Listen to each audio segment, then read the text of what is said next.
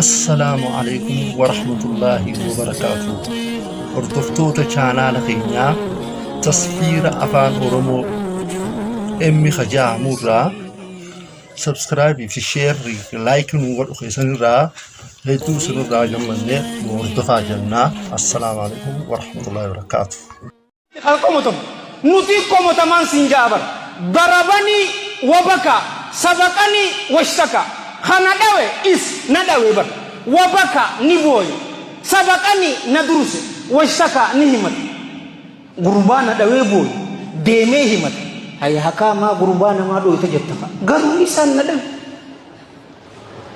wallahi alladhi la ilaha ghayru kum takab kum shanib kum kulani jaedidi ilmina ma ragaa cubbuu mahkamaa dhaqee bahu jira kum kudhan salphattuudhaafi diina isaa gurguru jira. Taarika takka biyya Masrii keessatti katee siyaayin ani amma rahmata rabbiitiin yeroon sheekootii gurguddoo waliin wal agarre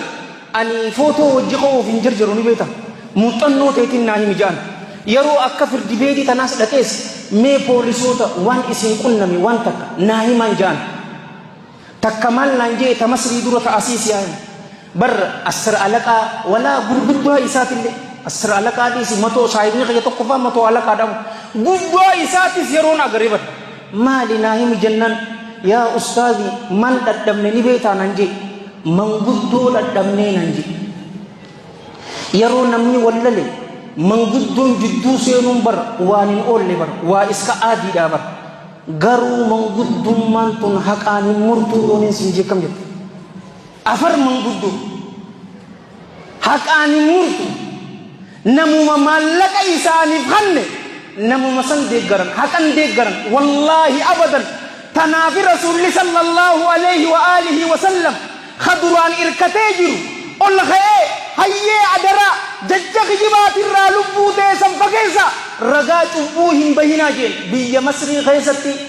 aalimticha guddaa fadiilati sheekh Dr. Abu Ahmad Muhammad Hassaniitu matta'ahu Allah bisi'ati wal aafiya qaadii takka wajji wal agareetitti gaafateen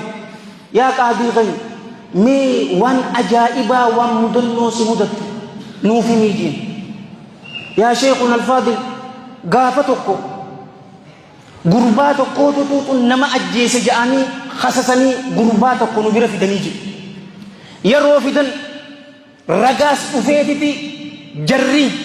wasakni haasidoonni gurbaa sanirra ragaa baan abalu isaatu ajjeesee ja'anii ragaa irratti baan qaadii shari'aa islaamatti waan isaaf mul'ateeni ragaa baa kun madhaba jumhuuraati jaalowwan kiyya ka islaama irrabbaan akkuma rasuulli jee sallallahu alaihi wa alihi wa sallam nu cufaa beeka hadiisa sheekootii lamaanii odes gariin keessan bar afaan kana halaawaa qaba ni tolcha akka nama inni miidhamee godhataa jee nama miidhalle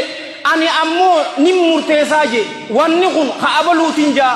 yeroon atiif kan hin fudhatinii jee ibiddan sii kan nu jiraa jee bar rasuulli sallallahu alaihi wa sallam murteessan yeroo laalan ajjechaadha billaahi alayhi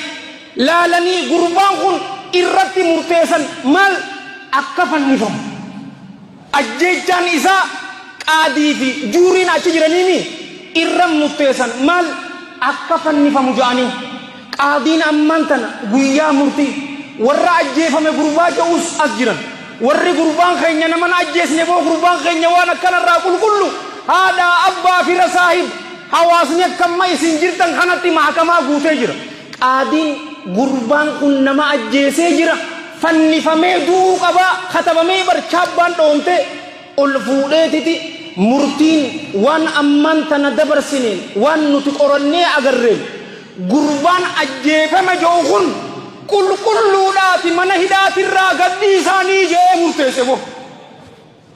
odoo qaadiin waan tana hin murteessine rahiimur rahmaan samii torban irraayi gurbaa san qulqulleesse boo maal jetta wayyaa ajjeese duraanis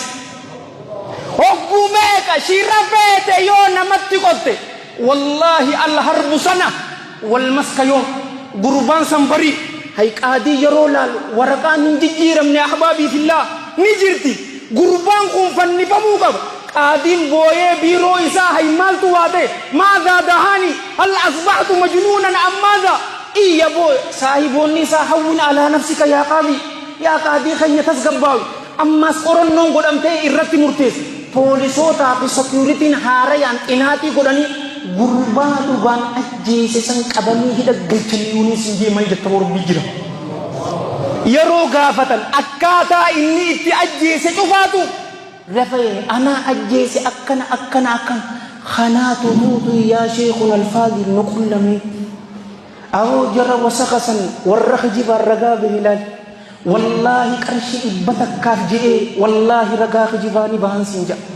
جتشدوغا خيساو أنقو في يوم لك أول الرتجالة ما ورب الكعبة نخجبان سنجا. السلام عليكم ورحمة الله وبركاته. hordoftoota chaanaala keenyaa tasfiira afaan oromoo emmi kajaamurraa subscribe fi share fi like nu godhu keessanirraa hedduu isinirraa gammannee nu hordofaa jennaa. Assalaamu alaikum warahmatullahi wabarakatuh.